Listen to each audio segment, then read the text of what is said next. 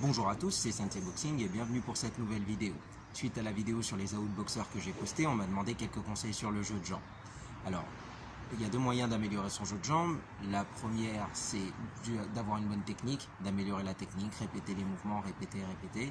Et la seconde, c'est par le physique. En améliorant ses capacités physiques, on arrive à sortir la technique un peu plus facilement. Donc, là, aujourd'hui, on va se concentrer sur la partie technique et je vais vous montrer trois mouvements de jeu de jambes que je considère indispensables pour un outboxer. Le premier mouvement sera le pivot.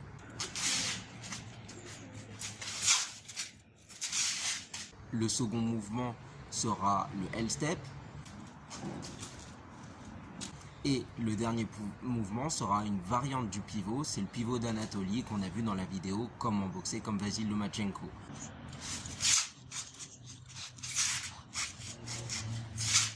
D'ailleurs, la vidéo sera dans la description.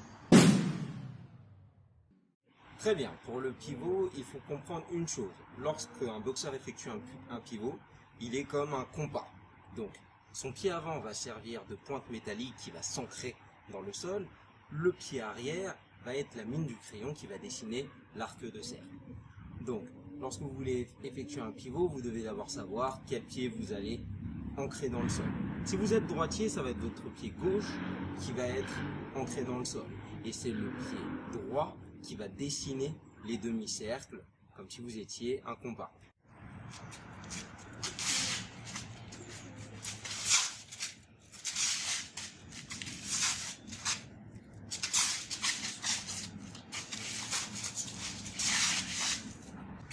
Pour effectuer un pivot extérieur, c'est très simple. Votre pied avant va être ancré dans le sol. Le pied arrière qui va dessiner un arc de cercle. Donc là, je vais me diriger sur ma gauche.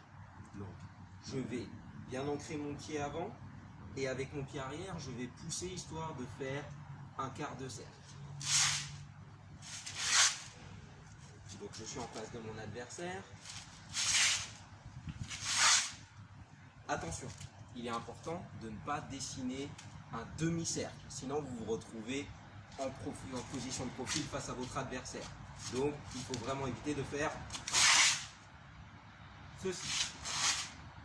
Pour un but pédagogique, pour un exercice, c'est pas mal d'apprendre à faire un demi-cercle, mais dans la réalité, il vaut mieux faire des quarts de cercle pour gagner juste un angle favorable. Évidemment, lorsqu'un adversaire envoie des coups, il n'est pas facile d'effectuer ce genre de mouvement. C'est pour ça que vous devez l'agrémenter d'esquive. Donc un des meilleurs exercices pour sortir un pivot, ça va être de faire jab, un mouvement latéral avec la jambe ou le buste, et ensuite faire son pivot.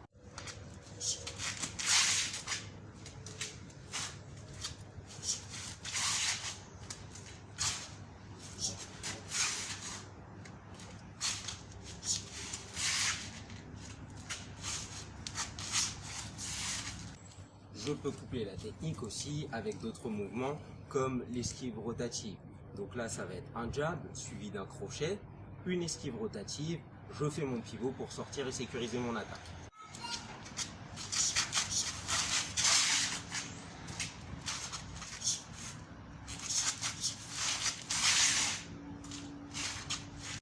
Plus je vais déplacer ma jambe avant vers l'extérieur, plus mon pivot me permettra de m'éloigner de l'adversaire. Moins ma jambe se déplace, plus je serai proche de l'adversaire lorsque j'aurai terminé mon pivot. Donc, il faut bien distinguer ce genre de pivot, où je vais plutôt réagir à un adversaire qui se déplace, à ce genre de pivot, où je vais déplacer ma jambe et me déplacer par rapport à l'adversaire. C'est très important de faire la distinction. Pour le premier pivot, ça va être l'adversaire qui se déplace, j'essaie de me retrouver à nouveau en face de lui, boum, je vais simplement effectuer mon pivot sans vraiment déplacer ma jambe avant. Si en revanche c'est moi qui essaie de sortir, je vais devoir déplacer la jambe pour pouvoir m'écarter de mon adversaire. Le second pivot, c'est le pivot intérieur. En général, les gens ont tendance à ne pas trop l'aimer. Il est toujours un peu dur à aborder. Mais ensemble, on va pouvoir le travailler correctement. Le pivot intérieur permet vraiment de surprendre les adversaires. Et il y a deux manières de le faire. Encore une fois, soit je vais réagir à un mouvement de l'adversaire et ne pas bouger ma jambe avant pour faire mon pivot, soit au contraire, je vais essayer de gagner un angle favorable pour pouvoir lui placer un coup. Pour le pivot intérieur, cette fois, je vais avoir ma jambe ancrée au niveau du sol, ma jambe arrière qui va effectuer un demi-cercle. Alors pour pouvoir faire ce mouvement, il est préférable de bouger le buste pour éviter le jab de l'adversaire. Donc je vais bouger mon buste pour sortir de l'axe de l'adversaire. Hop, je vais effectuer mon pivot. Dans ce cas-ci, on peut faire un demi-cercle plutôt qu'un quart de cercle parce qu'on reste vraiment à l'extérieur du cou. Mais vous pouvez effectuer tout simplement un demi-cercle. Une autre manière d'effectuer le pivot intérieur, c'est de déplacer la jambe avant. Alors, ça va vous donner une position où vos pieds risquent de s'aligner. C'est une des rares fois où un coach de boxe vous autorisera en général à aligner vos pieds. Donc, ne paniquez pas, en revanche, évitez de les croiser. Donc, on va essayer d'éviter de faire ceci et de croiser les jambes. Ce que je vais faire, c'est que je suis en face de mon adversaire. Et là, j'effectue mon pivot intérieur. Souvent, je serai en impulsion-répulsion pour pouvoir être rapide et efficace. Hop.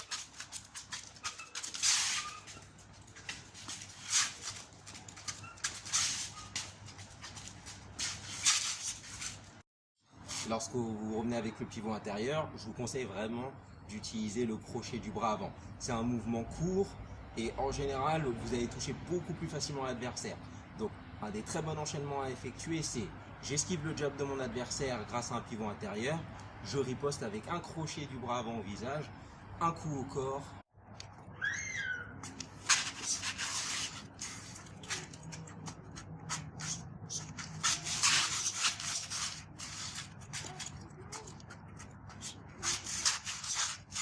N'hésitez pas à envoyer le jab de telle manière à provoquer l'adversaire pour qu'il riposte lui aussi avec un jab.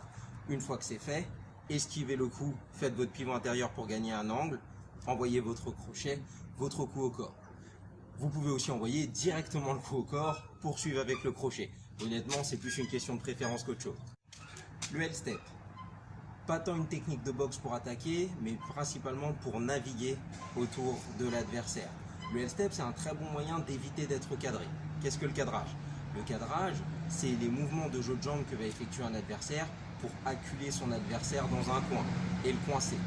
Le but de la outboxer est de ne pas se retrouver dans un coin. Donc il va utiliser différents mouvements de jeu de jambes pour pouvoir être toujours dans une situation où il pourra sortir et reprendre le centre du ring. Pour pouvoir faire le L-step, c'est très simple. Je vais être en impulsion-répulsion. Et là, je vais avoir mon pied avant qui va poursuivre mon pied arrière. Et mon pied arrière va s'enfuir.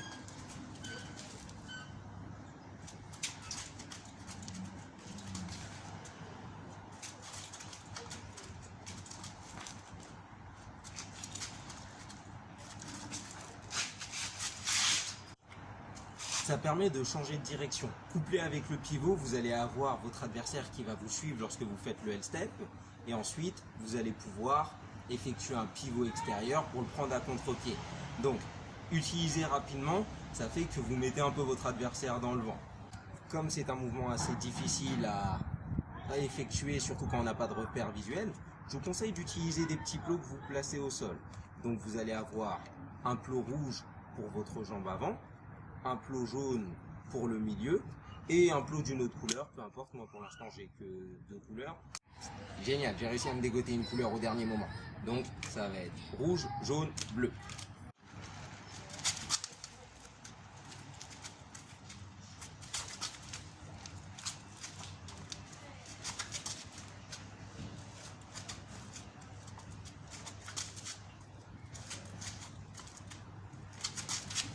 Le terme L-step est simple puisque lorsque, comme vous l'avez vu avec les plots, ça forme un L.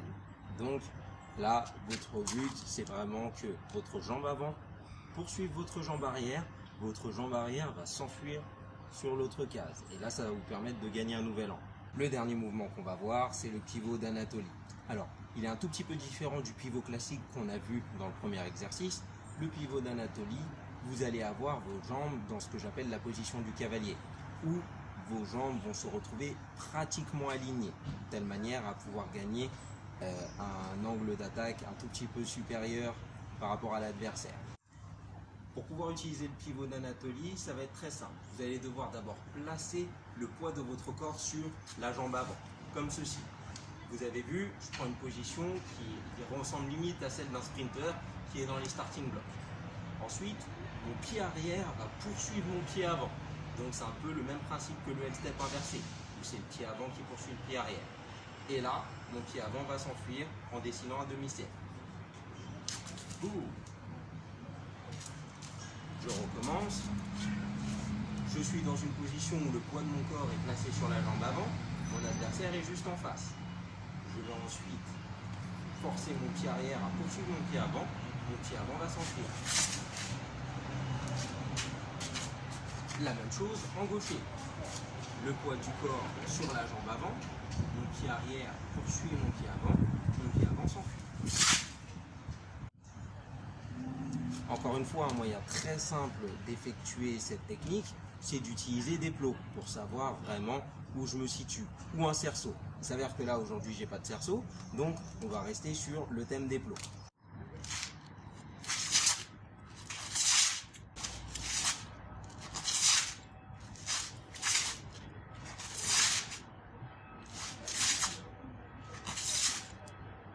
Enfin, comme pour l'autre pivot, il ne faut absolument pas hésiter à utiliser des mouvements de buste pour pouvoir passer le coup de l'adversaire et ensuite prendre son angle. Au lieu de me contenter d'être là, tout simplement, je vais utiliser mon buste pour pouvoir me désaxer, être déjà dans la position qui va me permettre de placer le poids de mon corps sur la jambe avant.